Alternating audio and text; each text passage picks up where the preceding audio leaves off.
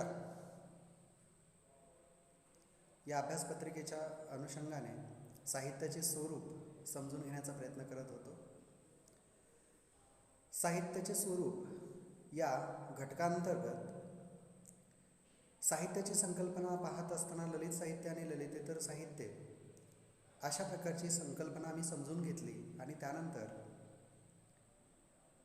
ललित साहित्याच्या अनुषंगाने अगदी प्राचीन, ज्याला पौर्वात्य म्हणता येईल, आणि त्यानंतरच्या कालखंडामध्ये वेगवेगळ्या साहित्य विशारदांनी साहित्याच्या केलेल्या व्याख्या, साहित्याच्या अनुषंगाने नेमकं साहित्य कसं आहे, म्हणजेच त्या कालखंडामध्ये काव्य असं म्हटलं जात होतं. सगळ्याच साहित्याला काव्य हीच संकल्पना लावली गेलेली होती. आणि मग नेमकं त्या साहित्यामध्ये काय, साहित्य कशाला म्हणता येईल, अशा प्रकारची जी काही धारणा आहे ती धारणा त्यांनी आपल्या व्याख्यांच्या माध्यमातून मांडलेली दिसते. खरं म्हणजे त्यांच्या ज्याला आम्ही जगन्नाथ आहेत, रुद्रट आहेत, भामा आहे, दंडी आहे, विश्वनाथ आहेत, आनंदवर्धन आहेत, अशा अनेक साहित्य विशारद पौर्वात्य अभ्यासक्रमामध्ये समाविष्ट केलेले काव्यशास्त्रज्ञ आहेत, साहित्य विशारद आहेत, पौर्वात्य काव्यशास्त्रज्ञ आहेत. त्या 4 काव्यशास्त्रज्ञांचा आम्ही विचार केला आणि मग त्याच्यामध्ये जगन्नाथ होते, त्याच्यामध्ये भामाचा संदर्भ होता, विश्वनाथ आणि रस गंगाधर लिहिणारे जगन्नाथही होते. आणि मग त्यांच्या शब्द आणि अर्थ यांच्या अनुषंगाने काव्याला त्यांनी दिलेलं महत्त्व आणि शरीर आणि आत्मा अशा प्रकारची संकल्पना कल्पून साहित्यामधलं किंवा काव्यामधलं शब्द आणि अर्थांचं महत्त्व किती आहे याचं प्रतिपादन त्यांनी केलेलं दिसते. म्हणजे भावनेंचा उत्कट अशा प्रकारचा जो काही आविष्कार असतो तो आविष्कार म्हणजेच काव्य असते. अशा प्रकारची संकल्पना या पौर्वात्य काव्यशास्त्रज्ञांच्या व्याख्यांच्या माध्यमातून आपल्यापर्यंत पोहोचलेली आहे. आणि मग या पौर्वात्य काव्यशास्त्रज्ञांचा आम्ही विचार केल्यानंतर त्यांचा कालखंड जो आहे तो कालखंड कुठंपर्यंत येतो, तर अगदी इसवी सन ज्याला म्हणता येईल 1600 पर्यंत येतो. म्हणजे अगदी भरताचा नाट्यशास्त्र नावाचा ग्रंथ मी म्हणालो होतो की इसवी सन पूर्व 200 ते इसवी सन 200च्या दरम्यान निर्माण झाला. आणि त्याच्यानंतर पुढचा कालखंड म्हणजे मम्मट असेल, दंडी असतील, भामा असेल किंवा रुद्रट असेल, आनंदवर्धन असेल, विश्वनाथ असेल किंवा कुंतक असतील. कारण तुमच्या अभ्यासक्रमासाठी जरी 4च पौर्वात्य काव्यशास्त्रज्ञ जरी ठेवले असले तरी इतर काव्यशास्त्रज्ञांचा त्यांनी सुद्धा काव्यांच्या बाबतीमध्ये विचार केलेला दिसतो. आणि मग ते मांडत असताना त्यांनी काय शब्द आणि अर्थाला भर दिलेलं दिसते. शब्दार्थसहित काव्य म्हटलेलं दिसते. म्हणजे शब्द आणि अर्थ यांचं सहितत्व म्हणजे काव्य होतं अशा प्रकारची भूमिका घेतलेली दिसते. त्याच्यानंतर काही अलंकारांना किंवा वक्रोक्तीपूर्ण रचनेला महत्त्व दिलं, अलंकारयुक्त रचनेला महत्त्व दिलेलं दिसते. काहींनी ध्वनीला म्हणजे विश्वनाथ, आनंदवर्धन वगैरे ध्वनीला महत्त्व दिलं, काहींनी रसाला महत्त्व दिलेलं दिसते.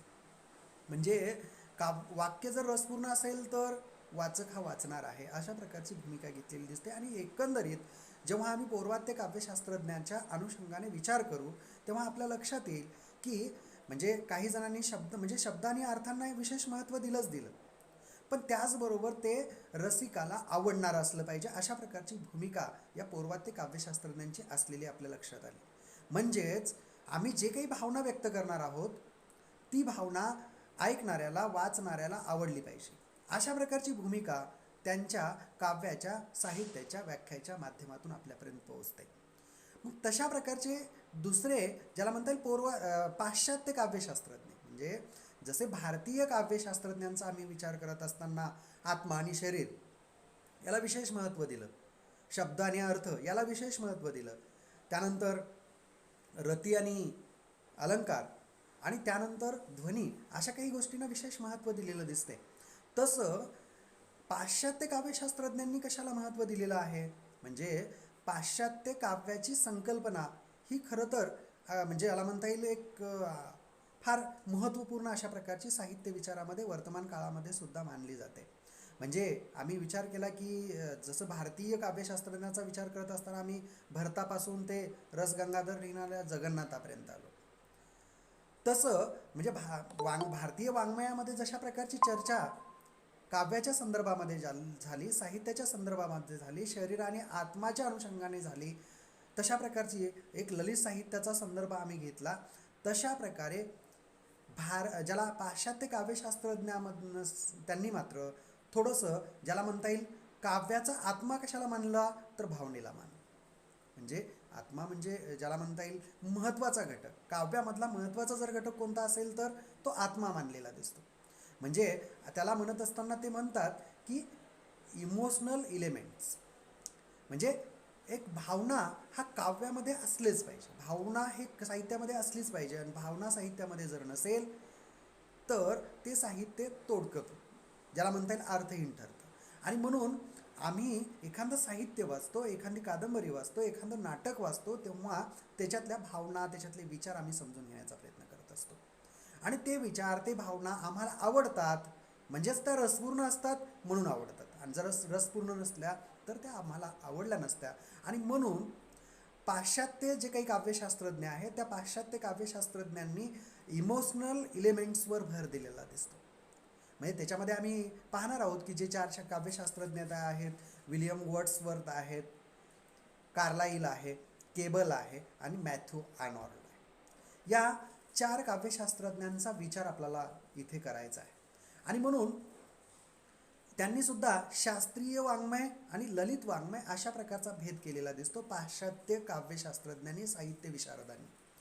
म्हणजे शास्त्रीय वाङ्मय आणि ललित वाङ्मय, म्हणजे जिथं इमोशनल इलेमेंट्स आहेत तिथं ललित वाङ्मय, आणि जिथं ज्याला म्हणता येईल फक्त आणि फक्त एकच अर्थ ज्या साहित्यातून बाहेर येतो त्याला शास्त्रीय साहित्य असं म्हटलं गेलेलं दिसते.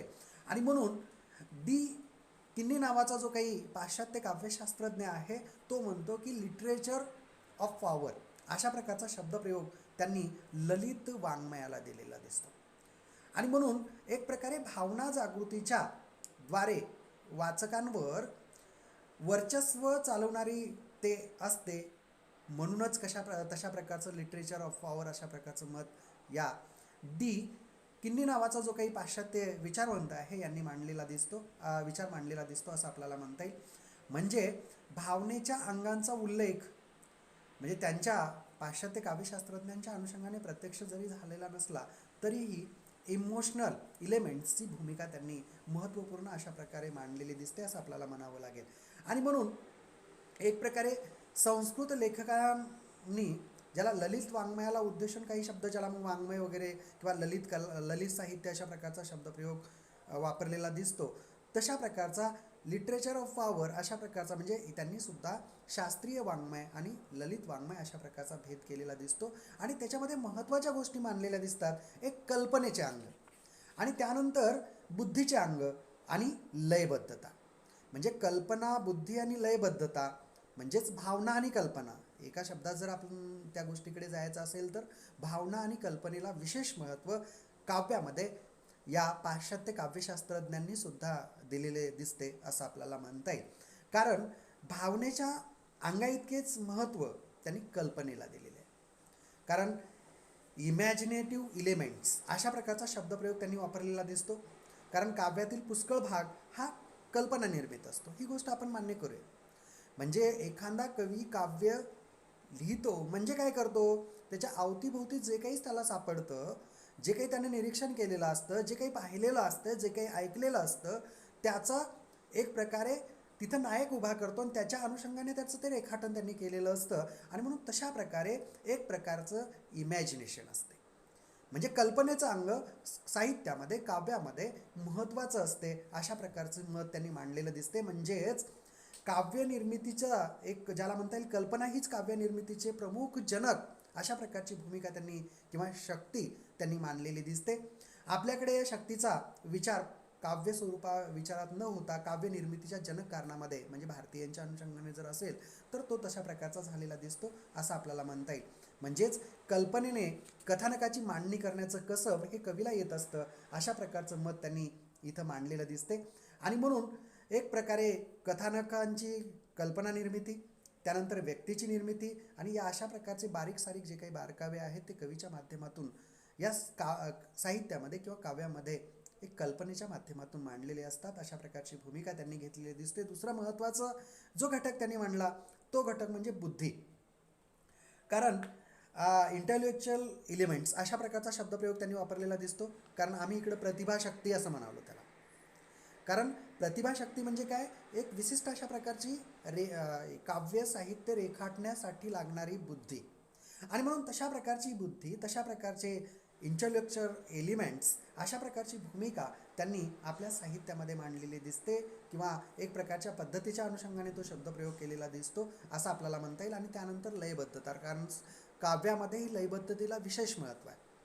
म्हणजे लयबद्ध असेल तर ते अधिक आपल्याला आवडत असते. म्हणजे एखादं गीत असेल, एखादी कविता असेल, एखादं कोणतंही भावगीत असो किंवा भक्तिगीत असो किंवा आणखीन काय असेल, ते लयबद्ध असेल तर लगेच आमच्या जिभेवर ते परत परत येत असते, आपण परत परत गुणगुणत असतो. आणि तशा प्रकारे काव्यामध्ये लयबद्धता महत्त्वाची असते. अशा प्रकारची भूमिका या ज्याला पाश्चात्य विचारवंतांनी मांडलेली दिसते असं आपल्याला म्हणता येईल. कारण इथला जो काही आपण कार्लाइल नावाचा जो काही पाश्चात्य काव्यशास्त्रज्ञांचा विचार करणार आहोत, तो काव्यशास्त्रज्ञ सुद्धा इथं म्हणतो की लयबद्ध विचार म्हणजेच काव्य. अशा प्रकारची भूमिका त्यांनी घेतलेली दिसते. म्हणजेच सौंदर्याची निर्मिती एक लयबद्धतेच्या माध्यमातून होते अशा प्रकारचं मत त्यांनी मांडलेलं दिसते. ज्याला मॅट्रिकल लँग्वेजेस, त्यानंतर रोमॅन्टिकल लँग्वेजेस अशा प्रकारचं मतही त्या पुढं मांडलेलं दिसते असं आपल्याला म्हणावं लागेल. म्हणजेच एक प्रकारे कल्पना आणि विकार म्हणजेच भावना ह्या काव्यामध्ये अत्यंत महत्त्वाच्या असतात. अशा प्रकारची भूमिका सर्वसाधारणपणे पाश्चात्य काव्यशास्त्रज्ञांनी सुद्धा मांडलेली दिसते असं आपल्याला म्हणावं लागेल. फक्त पाश्चात्य काव्यशास्त्रज्ञांनी कल्पना, बुद्धी आणि लयबद्धता याला विशेष महत्त्व दिलेलं दिसते. म्हणजेच भावना आणि कल्पना या दोन घटकांना विशेष महत्त्व दिलेले दिसते असं आपल्याला म्हणता येईल. आपल्या अभ्यासक्रमामध्ये असलेले ज्या काही 4 पाश्चात्य काव्यशास्त्रज्ञ आहेत, त्या पाश्चात्य काव्यशास्त्रज्ञांचा विचार करत असताना पहिला जो काही काव्यशास्त्रज्ञ आहे तो म्हणजे विलियम वर्ड्सवर्थ. हा जगभरातला प्रसिद्ध असा रोमॅन्टिक कवी आहे. कारण हा कवी ज्याला त्या काव्याची व्याख्या करत असताना म्हणतो की स्पॉन्टानियस ओव्हरफ्लो ऑफ पॉवरफुल फिलिंग्स. म्हणजे वाङ्मय म्हणजे उत्कट भावनांचा सहजोद्रेक. म्हणजे आपण बऱ्याच वेळेस म्हणत असतो की आडात नसेल तर किंवा विहिरीत नसेल तर पोहऱ्यात येणार कुठून. म्हणजे आणि विहिरीमध्ये ओव्हरफ्लो झाली असेल तर ते आपोआप बाहेर पडतं, म्हणजे काढण्याची गरज नसते. आणि मग तशा प्रकारे आपल्या डोक्यामध्ये अनेक विचार काव्याच्या अनुषंगाने मी म्हणतो जेव्हा खूप असे एकत्र झालेले असतात तेव्हा ते आपोआप बाहेर पडतात. अशा प्रकारची भूमिका हा विलियम वर्ड्सवर्थ मानताना दिसतो. म्हणजे कुठंतरी ओव्हरफ्लो होणं अपेक्षित आहे. कारण आपण म्हणतो की एखाद्या वेळेस एखाद्या व्यक्तीला आपण थांबवत असतो, अरे राहू दे आता, रडू नकोस बरं काय, तेव्हा तो अधिकच रडायला लागतो. का तर त्यांच्या भावनेचा उद्रेक झालेला असतो. म्हणजे भांडण होणं, रडणं किंवा मोठ्याने हसणे, ह्या सगळ्या प्रक्रिया ज्या घडतात त्या भावनेच्या उद्रेकामुळे घडतात. म्हणजे व्यक्त करायचं असते, हसण्याच्या माध्यमातून व्यक्त करतो आपण, रडण्याच्या माध्यमातून व्यक्त करतो आपण, किंवा भांडणात सुद्धा अनेक शब्द आपल्या नकळत निघून जातात. का तर भावनेचा तो सुद्धा उद्रेक असतो. तसं एक विचाराच्या अनुषंगाने जेव्हा आम्ही विचार करू काव्याच्या अनुषंगाने सुद्धा, तेव्हा अनेक जे आम्ही पाहिलेलं असतं, अनुभवलेलं असतं, साठवलेलं असतं, आपल्या डोक्यात असतं, ते बाहेर पडतं. तेव्हा काव्याची निर्मिती होते.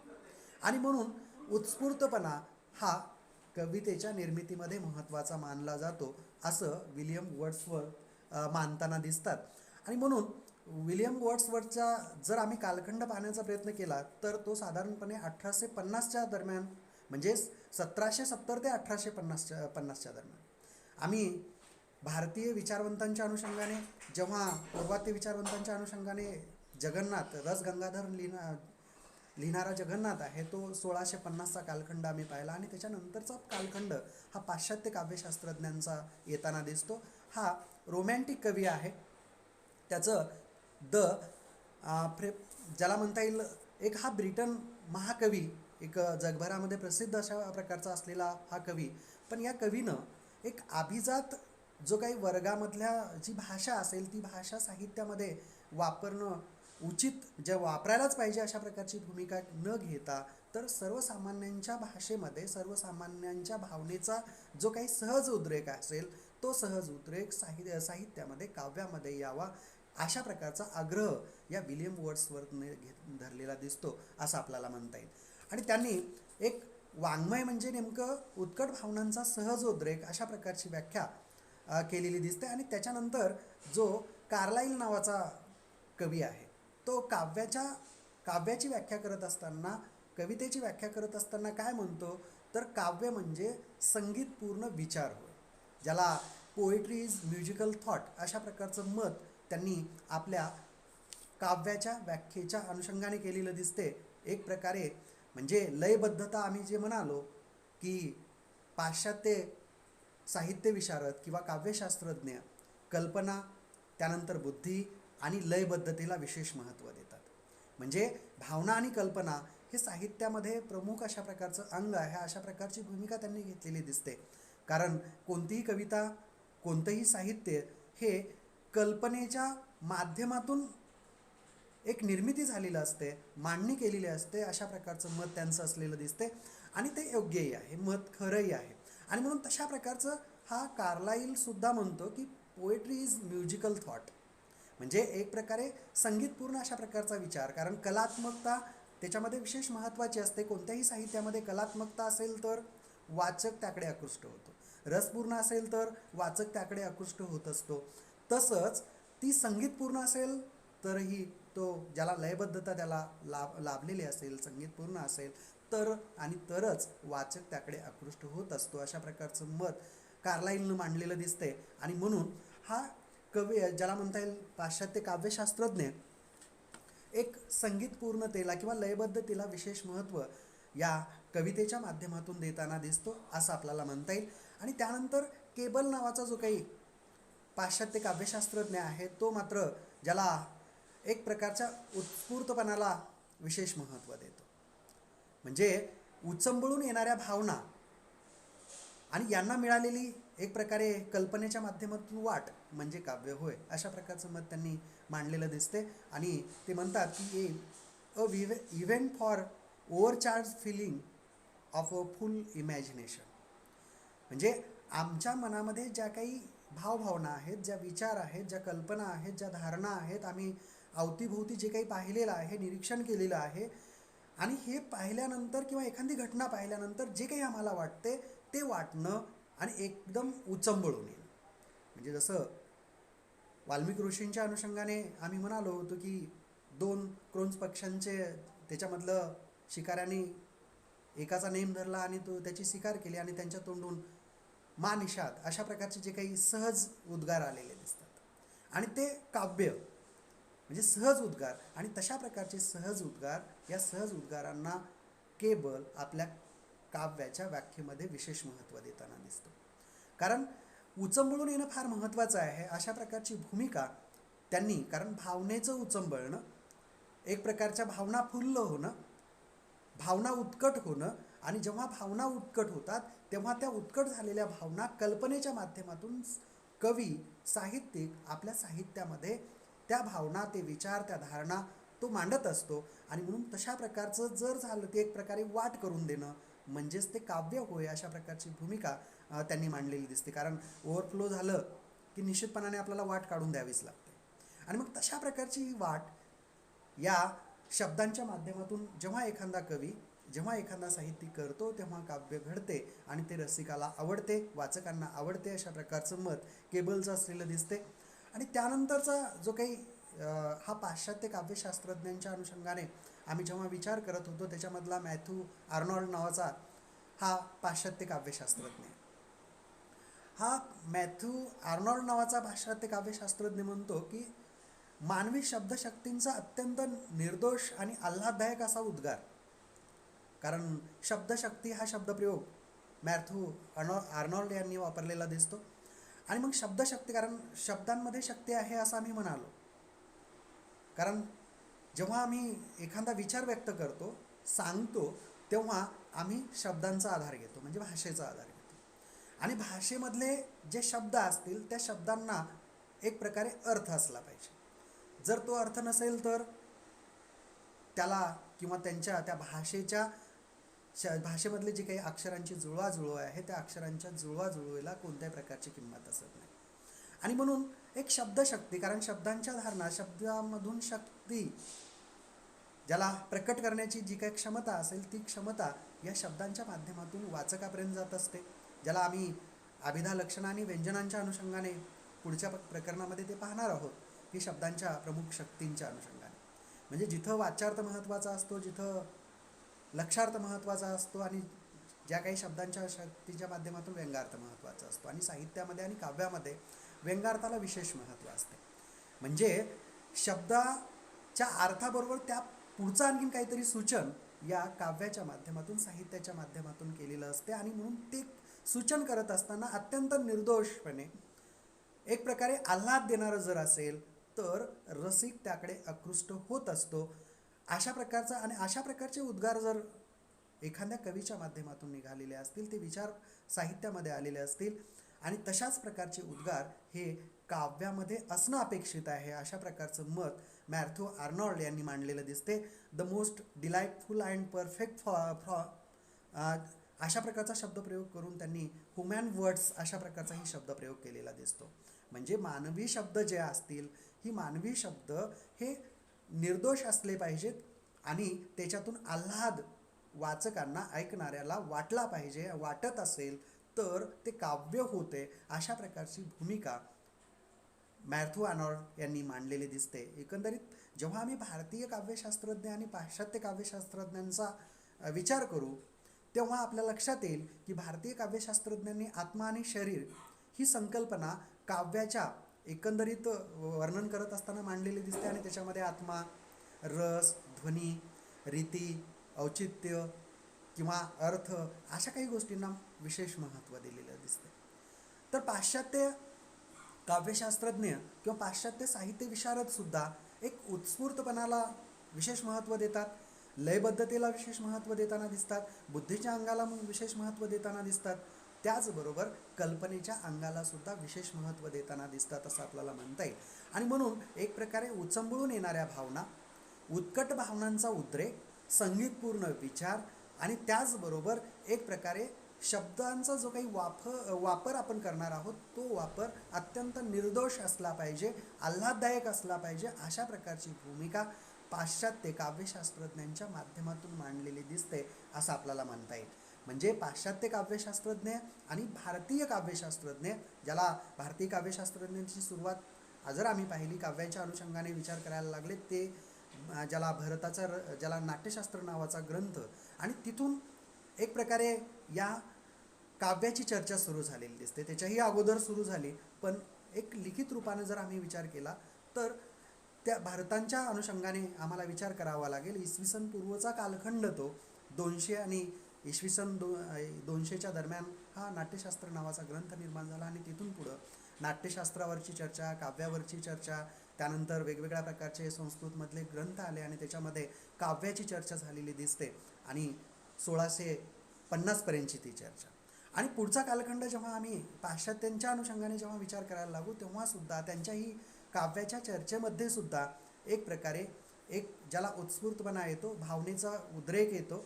त्यानंतर म्हणजे भावनेचा उद्रेक म्हणजे विचारांची जी काही अवतीभोवती केलेल्या सगळ्याच गोष्टींचं कलेक्शन आहे, त्या कलेक्शनच्या माध्यमातून जे व्यक्त करणं वाटते आणि त्यांना शब्दांचा आधार मिळतो, भाषेचा आधार मिळतो, आणि त्याच्या माध्यमातून व्यक्त भावनेचा सहज उद्रेक अशा प्रकारची भूमिका घेतलेली दिसते. संगीतपूर्ण विचार अशा प्रकारची भूमिका घेतलेली दिसते. आणि म्हणून एक प्रकारचे निर्दोष आणि आल्हाददायक अशा प्रकारची या चारही विचारवंतांच्या माध्यमातून काही काव्याचे विशेष आपल्यासमोर उभे राहताना दिसतात असं आपल्याला म्हणता येईल. आणि हे सगळे विशेष ललित साहित्याच्या अनुषंगाने आहेत. म्हणजे पाश्चात्य साहित्य चर्चेच्या अनुषंगाने सुद्धा शास्त्रीय साहित्य आणि ललित साहित्य अशा प्रकारचे भेद झालेले आहेत. आणि हे चार विचारवंतांच्या अनुषंगाने फक्त आणि फक्त ललित साहित्याच्या अनुषंगाने हे वर्गीकरण किंवा त्यांनी केलेल्या व्याख्यान, त्या व्याख्येमधले जे काही भावार्थ आहेत त्या भावार्थाचा विचार आपल्याला करावा लागेल असं म्हणता येईल. तर विद्यार्थी मित्रांनो, आज आपण किमान पाश्चात्य विचारवंतांचे जे काही 3-4 विचारवंत आहेत त्या 3-4 विचारवंतांची एक अगोदरची पार्श्वभूमी आणि त्यांच्या व्याख्यांच्या माध्यमातून काही विचार, जी की कविता कशी असावी, काव्य कसं असावं, अशा प्रकारचे जे काही विचार असतील त्या विचाराच्या अनुषंगाने काही गोष्टी तुमच्यासमोर ठेवण्याचा प्रयत्न केला. पुढच्या तासिकेमध्ये भारतीय आधुनिक काव्यशास्त्रज्ञ किंवा साहित्य विशारदांच्या अनुषंगाने आपण चर्चा करूया.